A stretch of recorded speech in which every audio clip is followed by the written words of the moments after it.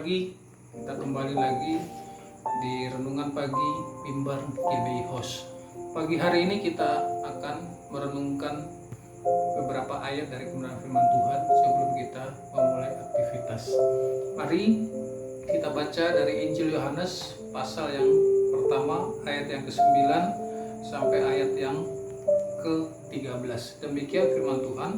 Terang yang sesungguhnya menerangi setiap orang sedang datang ke dalam dunia. Ia telah ada di dalam dunia dan dunia dijadikan olehnya, tetapi dunia tidak mengenalnya. Ia datang kepada milik kepunyaannya, tetapi orang-orang kepunyaannya itu tidak menerimanya. Tetapi semua orang yang menerimanya diberinya kuasa supaya menjadi anak-anak Allah, yaitu mereka yang percaya dalam namanya. Orang-orang yang diperanakkan bukan dari darah atau dari daging, bukan pula secara jasmani oleh keinginan seorang laki-laki, melainkan dari Allah. Saudara-saudara, ini adalah renungan yang berkelanjutan. Sekarang kita merenungkan ayat ini, yaitu renungan yang keempat dengan tema menerima kuasa dari Allah yang Maha Kuasa. Sebelumnya, mari kita berdoa dulu, meminta Roh Kudus memberikan penjelasan kepada kita. Bapa kami yang di surga, kami sungguh bersyukur atas kekuatan, kemurahan, dan belas kasihan-Mu yang telah menemani kami malam hari. Kami boleh bangun pada pagi hari dengan kekuatan kesehatan daripada Tuhan. Itu semua hanya karena anugerah dan belas kasihan-Mu yang Tuhan curahkan. Pagi hari ini sebelum kami memulai aktivitas, bila kiranya kami boleh menikmati kebenaran firman-Mu yang memberikan makanan bagi kehidupan rohani kami, sehingga kami kuat dalam menjalani sepanjang hari ini, tetap setia dan taat di dalam Tuhan untuk terus menjaga kehidupan ini sesuai dan seturut dengan kehendak-Mu. Memberkati kami semua. Di dalam nama Tuhan Yesus kami siap merenungkan firman-Mu. Haleluya. Amin. Saudara-saudara, tema pagi hari ini adalah menerima kuasa dari Allah yang Maha Kuasa. Ayat 12 konsentrasi kita yang mengatakan demikian. Tetapi semua orang yang menerimanya diberinya kuasa supaya menjadi anak-anak Allah, yaitu mereka yang percaya dalam namanya. Saudara, kata menerima, tetapi semua orang yang menerimanya. Jadi di sini ada urut-urutannya supaya kita mendapatkan kuasa itu. Yang pertama dikatakan semua orang yang menerimanya itu yang diberinya kuasa. Dan yang kedua, kuasa itu memiliki tujuan untuk apa? Supaya menjadi anak-anak Allah. Saudara-saudara yang terkasih, menerima dalam konteks ini itu memiliki arti mengambil dengan tangan atau mengambil sesuatu yang akan dibawa ke dalam diri kita. Jadi kalau kita bilang menerima, orang yang menerimanya, orang yang menerima Yesus Kristus itu adalah orang yang mengambil Kristus itu dan membawa ke dalam dirinya. Jadi anugerah dari Kristus itu kita ambil dan kita taruh dalam hidup kita, sehingga ada penyatuan, yaitu antara kita di dalam Kristus. Jadi disitulah yang dikatakan oleh Yohanes, tinggal di dalam Allah. Kristus tinggal di dalam kita dan kita tinggal di dalam Kristus. Jadi orang yang telah menerima itulah terjadi, orang yang telah menerima itulah kita berada tinggal di dalam Kristus Yesus. Nah, menerima itu adalah kata aktif. Ada sesuatu yang harus kita lakukan, meresponi. Dalam tanda petik adalah meresponi anugerah Allah itu. Nah, setelah kita menerima, maka kuasa itu turun dan diberikan kepada kita. Saudara-saudara, kata kuasa yang ada di Injil Yohanes ini jangan langsung diartikan. Kita sering sekali melihat ya, orang identik memang ketika kita mengenal Allah, maka kita bilang Allah itu Maha Kuasa. Jadi sehingga kita berbicara kuasa, maka yang identik dalam pemikiran kita adalah kuasa yang supranatural, kuasa yang mampu melakukan keajaiban, kuasa yang mampu melakukan mukjizat, kuasa yang mampu melakukan pekerjaan yang besar. Iya, orangnya ada dalam Tuhan, kuasa itu bisa kita miliki, dan itu tergantung kalau Tuhan memberikannya kepada kita sesuai dengan kehendak kerelaannya. Tetapi kuasa yang di sini dalam bahasa aslinya itu adalah ekosia, atau memang diterjemahkan dalam bahasa Inggrisnya itu power. Itu berbeda dengan kuasa yang ada di Kisah Para Rasul 1 ayat 8, itu dalam bahasa Yunaninya adalah dunamis atau dinamit, ya, power, kekuatan untuk melakukan keajaiban. Jadi tapi kuasa yang di Yohanes 1 ayat 12 ini berbeda dengan kuasa yang ada di para rasul. Oleh karena itu kuasa itu apa? Dalam konteks di sini diberinya orang yang menerimanya diberi kuasa. Kuasa di sini adalah memiliki dua pengertian. Yang pertama adalah kekuatan untuk memilih. Saudara, jadi kita menerima kuasa dari Allah yang Maha Kuasa untuk apa? Kuasa itu kita pakai dalam pengertian kekuatan untuk memilih. Memilih apa? Dan kan di sini saudara-saudara terkasih, sesemua orang yang menerimanya diberinya kuasa supaya menjadi anak-anak Allah. Jadi kuasa yang pertama, kita statusnya menjadi anak-anak Allah, maka kita memerlukan kuasa daripada Tuhan untuk memiliki kekuatan untuk memilih. Memilih apa? Untuk memilih berjalan dengan Tuhan, untuk memilih kehendak Allah, untuk memilih semakin serupa dengan Allah. Karena tanpa kuasa daripada Tuhan, maka manusia yang sudah di dalam dosa, manusia yang sudah memiliki natur dosa, tidak akan mampu hidup seturut dengan kehendak Allah tanpa pembaharuan itu. Jadi kalau tidak ada kuasa daripada Tuhan, maka kita akan seperti bangsa Israel yang dikeluarkan dari Mesir.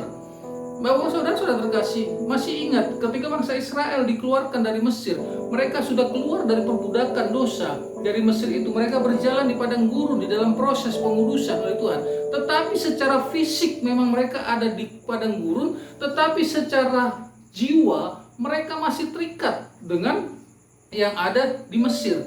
Kenapa? Karena memang kuasa itu belum diberikan oleh Tuhan. Nah, kita yang sudah percaya kepada Yesus Kristus, kita diberi kuasa untuk mampu memilih tidak melakukan dosa, untuk mampu memilih tidak hidup seturut dengan dunia ini, untuk mampu memilih untuk tidak berjalan dengan para pencemooh, untuk mampu memilih untuk tidak bersekongkol dengan orang-orang yang tidak berjalan dengan Allah. Maka kita membutuhkan kuasa. Sekarang kita telah diberi kuasa itu. Kita tinggal melakukan atau membuktikan, atau kita tinggal mengaplikasikan bahwa kita memiliki kuasa itu. Saudara yang terkasih, saya sedikit bersaksi pada tahun kurang lebih 2017-2014, saya lupa. Waktu saat itu saya pelatihan di Jakarta. Waktu masih pelayanan di Lampung, saya pelatihan ke Jakarta. Waktu itu saya makan di rumah makan Padang di daerah Jakarta Barat. Waktu saya makan, setelah makan dengan teman berbicara, saya tiba-tiba ingin ke kamar mandi. Waktu di kamar mandi saya buang air kecing, saya melihat ke jendela itu, saya melihat kok ada dompet ya, begitu. Lalu saya lihat dompet itu, wah, uangnya banyak sekali, 100 ribuan dan 50 ribuan, kurang lebih 3 juta ada itu. Tapi jantung saya itu langsung berdebar-debar. Dompet itu saya taruh lagi. Tetapi pikiran saya sudah mendakwa, ambil, itu untuk kamu. Pada saat itu memang saya tidak punya uang. Itu adalah rezekimu. Tetapi hati saya sangat bergetar. Kalau bilang gitu enggak, tapi saya putuskan. Akhirnya saya taruh, saya kembali ke meja makan. Lalu saya bilang kepada kasirnya rumah makan itu, di kamar mandi ada dompet. Saya bilang begitu. Saudara, dari manakah? Apakah diri saya mampu? Bukan. Itu karena kuasa dari Tuhan untuk mampu memilih untuk tidak mengambil yang bukan hak kita.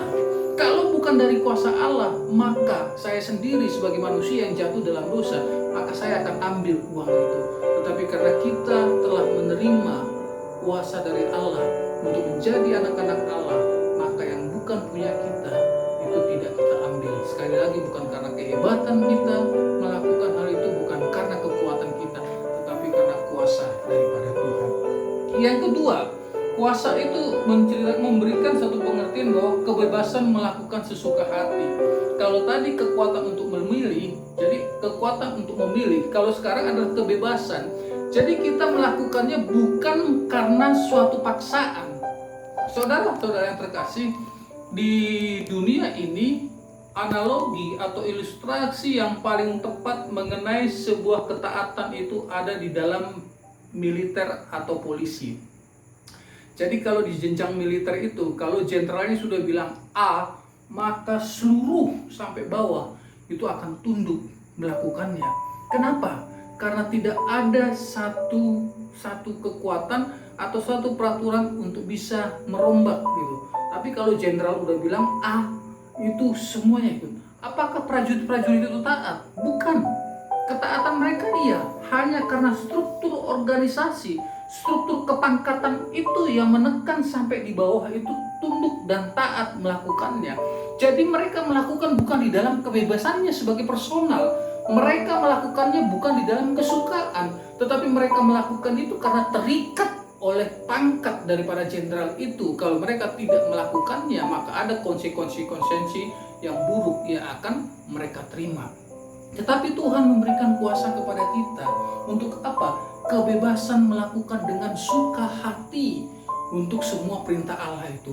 Allah tidak pernah menekan kita untuk mengikuti perintahnya. Allah tidak pernah memukul kita dengan cambuk untuk kita tunduk kepada Dia. Tidak.